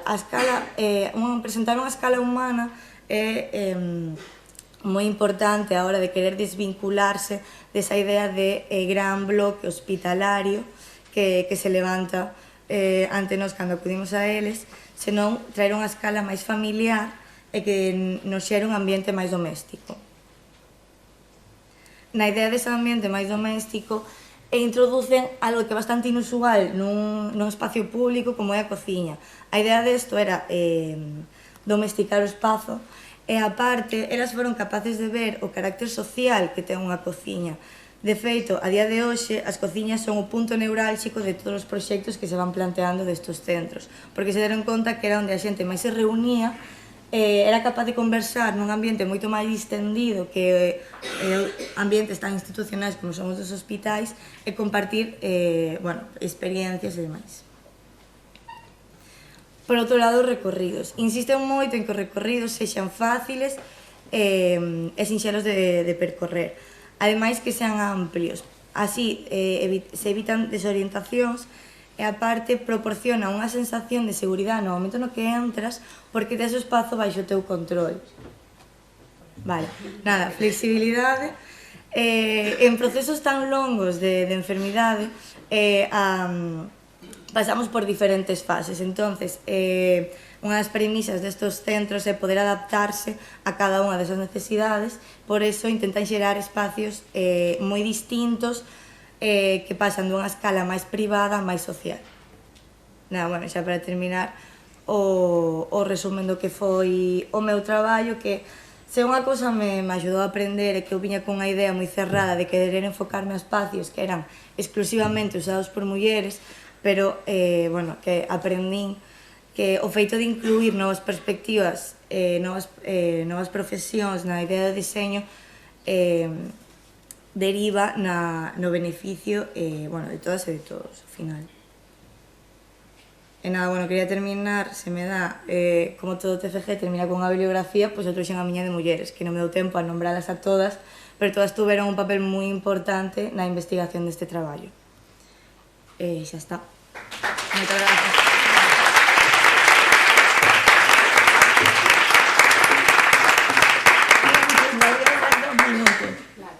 Porque yo no traje diapositivas porque entendí que había que hablar de la experiencia y no del trabajo.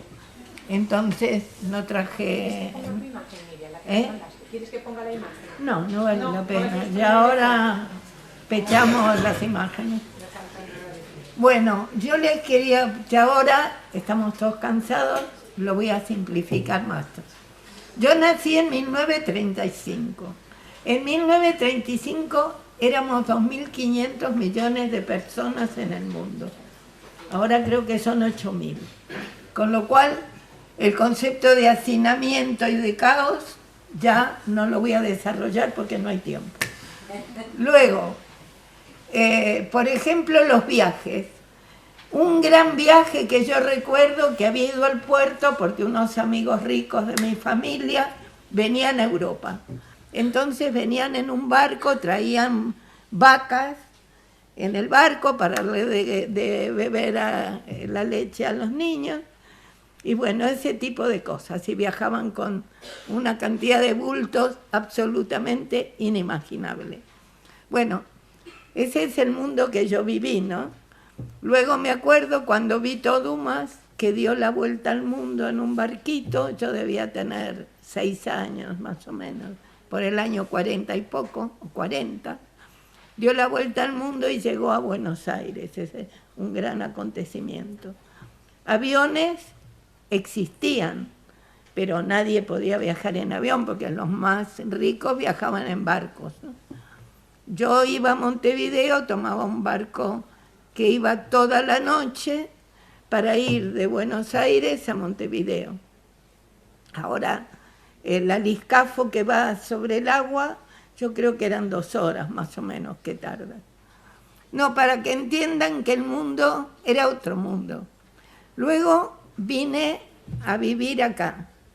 Les diré, para mostrarles que realmente yo era feminista, yo viajé a Europa y mi marido se quedó en la Argentina. Yo viajé con mi hijo porque veía que se venía, ya había habido el golpe en Chile.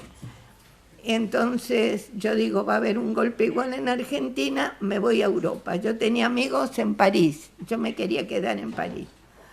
Entonces me fui sola con mi hijo y allá quedó Mario. Y si venía, venía, y si no venía, no venía. Yo estaba absolutamente enamorada, no es que yo me vine porque iba de mujer libre, no. Pero le tenía miedo a lo que se iba a venir en Argentina con justa razón, porque murió un montón de gente. Para que vean que hay feminismos de muchos tipos. Entonces acá, por suerte, vino Mario. Yo había ido a París, que tenía amigos, pero él quería venir a España. Entonces, como yo había sido la que había empujado para Europa, me pareció que tenía que ir con él a España. Lloraba yo en el tren de París a España porque estaba enamorada de París.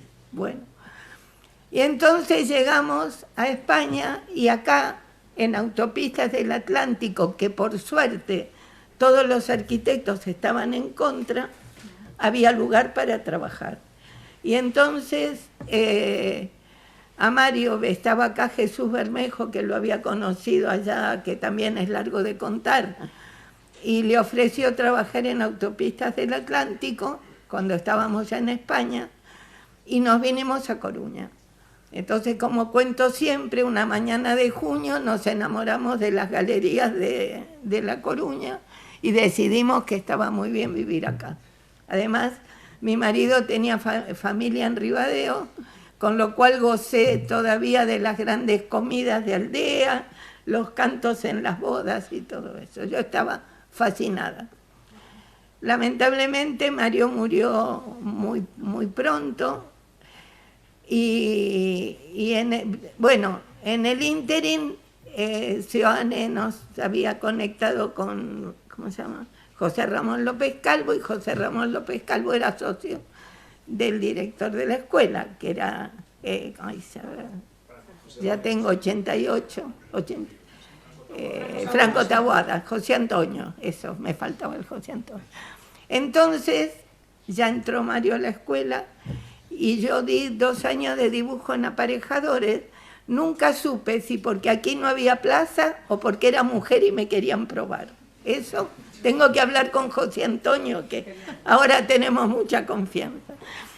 Y entonces, bueno, a los 2 años pasé acá y estuve primero con Reboredo, que diré que yo no estaba acostumbrada a las modalidades masculinas de aquí, y entonces ahora somos íntimos amigos. Y entonces pedí cambio y un taller independiente. Y entonces estuve sola un tiempo hasta que me adapté y después fui teniendo muchos compañeros.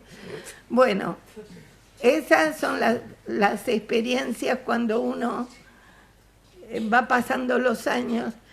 les quiero contar que hacia el año 80, como yo estaba viuda, quise llevar a mi hijo a algún club para que fuera a la piscina, jugara con niños, tal. Entonces fui a hacerme socia del casino y no pude porque era mujer. Quede constancia en actas y no se asusten las mujeres de las pequeñas modalidades de machismo que hay ahora, porque el machismo no se va de mucho a nada. Es como todo, como las tormentas, que bueno, a veces paran de golpe, pero las cosas tienen un proceso siempre.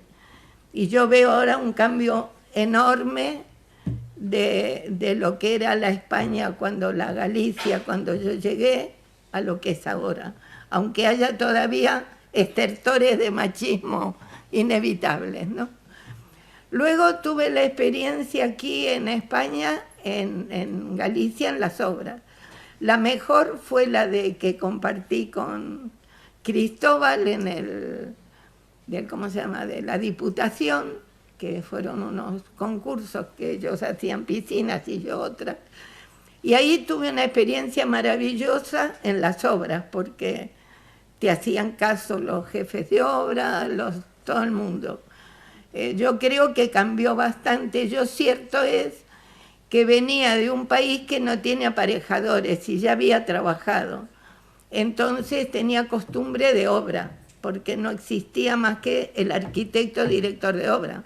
Lo primero que hice cuando terminé la carrera, que trabajé con unos ingenieros, era caminar por los pisos arriba, viendo si no faltaban hierros, caminando sobre las armaduras. Entonces no tuve problema, que aquí no existe eso, y como están los aparejadores, es como... Ahora es mucho más cercano, porque vi que cambió todo, pero antes era más lejana la relación del arquitecto, que era como el artista, con los obreros, ¿no? Pero bueno, yo venía del subdesarrollo y estaba acostumbrada. Bueno, yo quiero hacer rápido, a ver qué puedo contar que interese más. Si quieren saber lo que hago, aunque está todavía muy incompleto todo, tengo una página web que es miriamgolubov.wordpress.com, que no es página web, es un blog que le faltan muchas cosas. Pero ahí tengo muchos escritos, algunas fotos de las piscinas, tengo que meter más cosas, y ¿qué más? Y tengo también unos libros que escribí, el último con los maravillosos dibujos de Felipe Peña, que está acá, que hizo yo tenía unos relatos y hizo unos dibujos fantásticos. Con lo cual ahora hay 2 libros, el libro de dibujos y el de relatos, todo unido. Y a ver qué más les puedo contar que pueda marcar una época o una... Porque ya en el tiempo se me olvidó las cosas que tenía. Escucharon muy bien el vídeo, que lo tenemos ahí. ¿Qué? Que se te escuchó muy bien en el vídeo. Sí. Las recomendaciones para dentro de 50 años. Sí, ojalá haya tierra dentro. Bueno, nada, que la experiencia...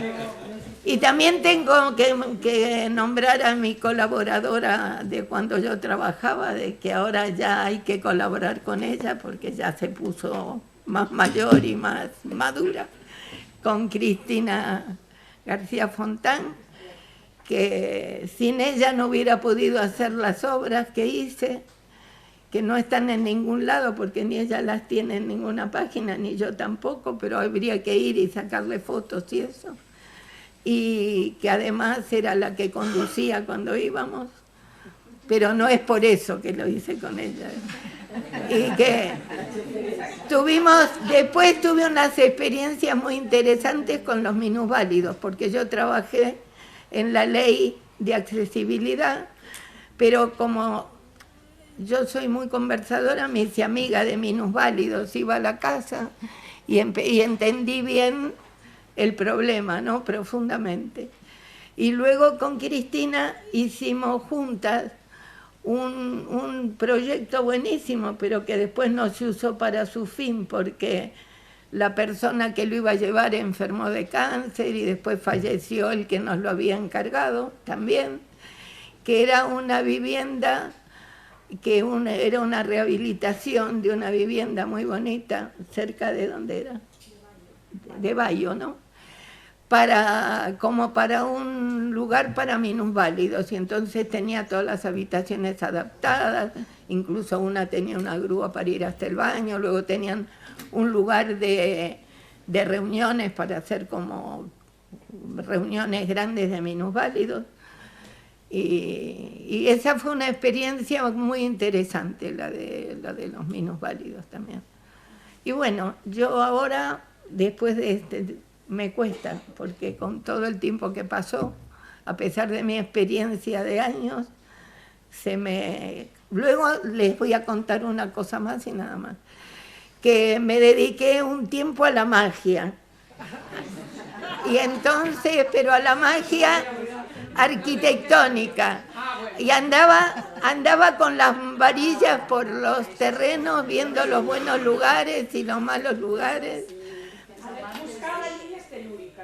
Bueno, explícales, que yo estuve en esa clase. Conste que en la casa de Reboredo, al que no sé quiénes lo conocéis de los alumnos porque está jubilado, pero vale la pena que lo conozcáis.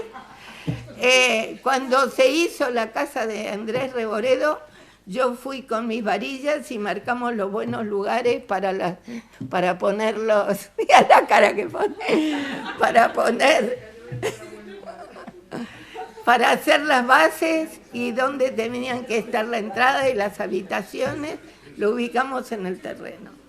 Así que acá se ríe mucho mi amigo, pero las meigas que las hay. Y entonces yo, como tengo mente científica en el fondo, o cientificoide por lo menos, después de todos los buenos lugares me puse a ir a cursos en Madrid de problemas de la electricidad con relación a los hombres. Hice un curso de geología para profesores aquí en Coruña. O sea, luego me empecé a formar en eso. Siempre me gusta lo de las varillas, pero quiero decir, tenía un aparato en mi casa para medir electricidad, para medir ondas electromagnéticas, y la verdad es que hice mucho, porque me llamaban, incluso a Soraluce, que era vicerrector, le hice un informe sobre las líneas de alta tensión del campus, pero igual no las movieron de su sitio. Y también hice hace como 15 años lo del radón, estudiaba y todas esas cosas.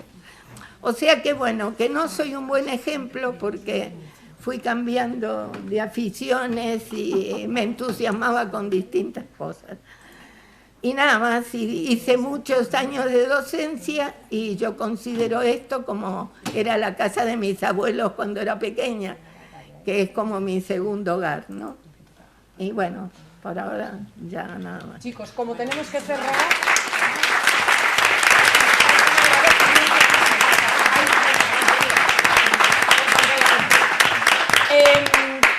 tenemos que cerrar porque el centro tiene esta aula atribuida a las 3:30 para otro trabajo. Me falta agradecer dónde está la autora alumna de nuestro... Sube, que me faltas aquí. Bueno, hay que dar gracias a las profesoras que siempre colaboran con nosotros, que es Inés y Paula. Inés la de ahí a Paula, ¿no? Yo también. Que gracias a ellas ponen el ejercicio docente de hacer algún póster para este acto. Perdona, que tengo que leer tu nombre. Cecilia Carbajo es la que este año colaboró para que nosotros podamos tener un letrero. No será como el de Blanca Escrigas, pero que le vamos a hacer. Hacemos todo lo posible. Es perfecto. ¿Verdad? Es perfecto. Es muy xeitoso. Es xeitoso y exitoso 100%. Entonces, tenemos aquí unas bolsas de souvenirs, no para el público. El público ya se puede ir dispersando para la cafetería y nosotros bajamos en breve. No, para irnos pinchos. Escasos, aviso. No os creáis que va a ser escasito. Sí, porque, a ver, ya me lo presentaban allí.